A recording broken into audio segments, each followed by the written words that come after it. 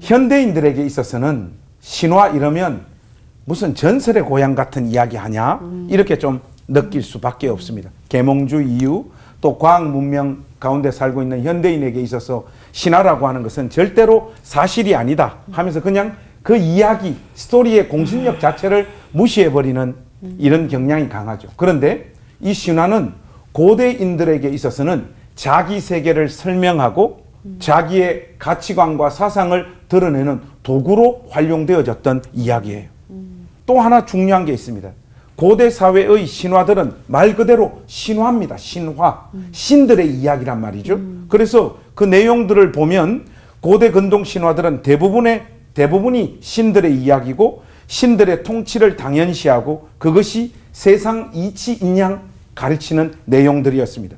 한마디로 역사의 주체는 인간이 아니다. 신이라고 하는 것이 신화를 통하여 강조되어졌고 그것이 보통 사람들 마음 가운데 새겨진 거예요. 그러다 보니까 이 신화를 그때 당시에 통치자들, 왕들이 통치 이데올로기로 사용했어요. 그럼 우리가 여기서 질문을 하나 할 수 있죠. 아니, 다 신들에 관한 이야기라고 하는데 왕들이 어떻게 그 신화를 통치 이데올로기로 사용할 수 있느냐? 자기들은 인간이잖아. 이렇게 우리가 질문할 수 있잖아요. 바로 이 지점에서 그때 당대의 왕들과 통치자들은 자기들의 신분은 신의 아들들이다. 이렇게 신과 왕과 통치자들을 연결시키는 이 고리를 만들어 놓고 신화를 가지고 사람들을 지배하고 통치하고 자기들 마음대로 백성들을 짓누르는 도구로 이 신화를 사용했단 말이죠. 그래서 그때 당대 그 문헌들을 보면 인류 최초의 족보 수메르 왕명록에 보면 이런 내용이 있어요. 왕권이 하늘에서 내려온 후 그것은 도시 에리두에 있었다. 에리두에서 알-룰림이 왕이 되었고 28,800년을 다스렸다. 이런 내용이 있습니다. 그리고 수메르 인간 창조 신화에 보면 또 이런 내용도 있습니다. 인간은 누구냐? 하급 신들의 노동을 대신해주는 존재. 그게 바로 인간들입니다. 그러니까 그 왕들과 통치자들이 이런 신화들을 가지고 백성들을 다스리고 지배하고 노동시키고 부려먹는 이데올로기로 이 신화를 사용했던 거예요. 근데 여러분 성경이 얼마나 위대하고 독특한 책이냐. 여러분 창조기사 있잖아요. 성경에 나오는 창조기사가 성경에만 나오지 않습니다. 메소포타미아나 이집트 문헌들을 보면 창조 기사들이 신화 형태로 굉장히 많고 어떤 의미에서 보면 성경의 내용과 굉장히 비슷해요. 그런데 중요한 것은 그 내용이 확실하게 다릅니다. 조금 전에 여러분들에게 말씀드렸다시피 이 신화들은 신중심적인 이야기고 그리고 인간들을 지배하는 어떤 내용들로 구성되어져 있는데 성경은 분명히 신화의 틀과 형식을 취하고 있지만은 그 내용과 핵심 주제는 그때 당대의 신화의 핵심적인 이야기와는 완전히 다릅니다.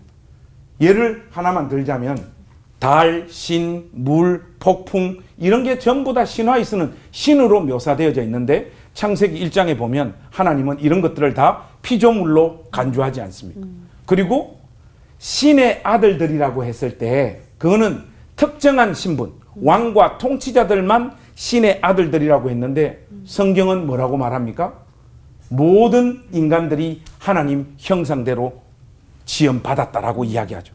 당대의 왕과 통치자들의 그 주된 사고방식, 그 거짓된 가르침을 하나님 말씀인 성경은 형식은 신화의 형식을 취하지만 그 내용은 그 당대의 가르침과 완전히 정반대되어지는 내용. 하나님의 창조의 대리자로서 오히려 그때 당대의 신이라고 말했던 모든 피조물을 다스리고 지배하고 통치하고 그래서 생육하고 번성하는 자리로 인간들을 부르고 있다. 하나님의 말씀이 그렇습니다. 그래서 결론을 내자면 이렇습니다. 성경은 분명히 그 형식과 그 옷의 모양으로 보면 신화적인 형태와 틀을 취하는 것이 사실입니다.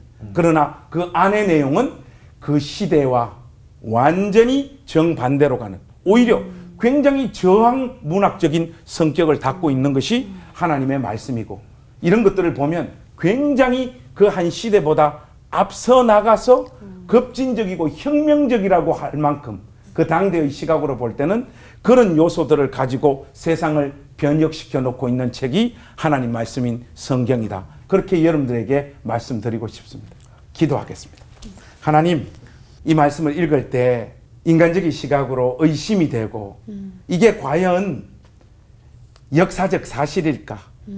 정말로 하나님 말씀일까? 이런 의심보다는 그 안에 담긴 내용들이 얼마나 복되고 아름답고 혁명적이고 인간을 복되게 하는 말씀인가를 진지하게 묵상하고 우리 영의 양식으로 삼는 은혜를 우리에게 허락하여 주시옵소서. 아멘. 예수님의 이름으로 기도하옵나이다. 아멘.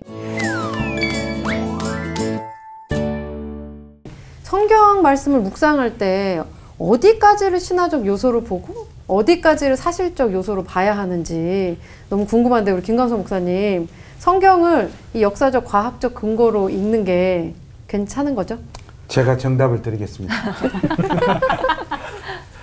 다 사실이니까 사실적 요소로 다 받아들이십시오.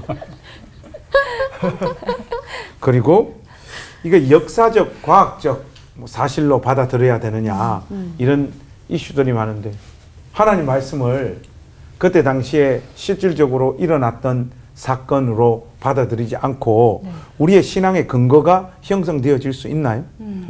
저는 절대로 없다고 봅니다. 그런 부분에 있어서 저는 깊은 생각을 하진 않아요.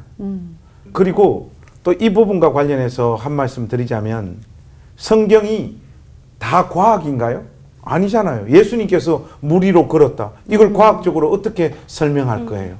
그리고 우리는 과학적 세계관을 가지고 있어서 과학적 사실이어야지 그게 사실이라고 이야기하지만, 우리가 믿는 하나님은 과학의 힘과 능력, 팩트를 뛰어넘어서 어떤 일을 하실 수 있는 분이잖아요. 우리는 그 신앙과 그 신앙 고백을 가지고 있는 사람들이니까 이런 것들을 역사적 사실이냐 과학적 사실이냐 어디까지 신화적으로 봐야 되냐 이런 것들을 따지기 시작을 하면 명확하게 쪼개고 갈라서 딱 나누어서 정답을 제시할 수 있는 그 어떤 답도 없다고 봐요. 오히려 이 부분과 관련해서는 우리가 믿음이 필요한 지점이 아닐까, 이렇게 좀 말씀드리고 싶습니다.